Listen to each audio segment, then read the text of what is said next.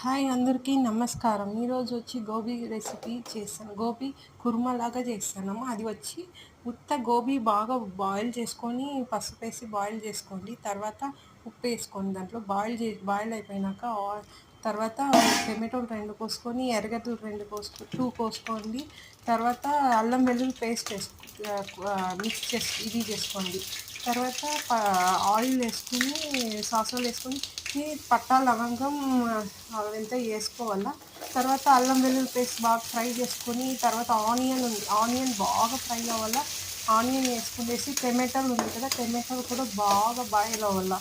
అది బాయిల్ ఇది ఉన్నాక, ఫ్రై అయిపోయినాక కారపొడి 2 స్పూన్స్ వేసుకోవాలా, పసుపు పొడి 1 స్పూన్ వేసుకోవాలా, 1/4 స్పూన్ వేసుకోవాలా, ధనియాల పొడి 2 స్పూన్ వేసుకోవాలా.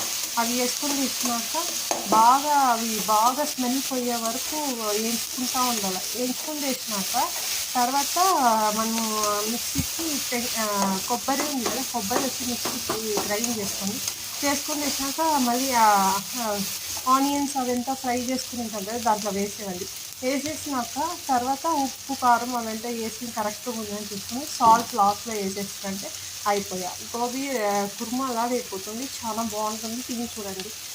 ప్లీజ్ లైక్ చేయండి, షేర్ చేయండి, సబ్స్క్రైబ్ చేయండి. Thank you.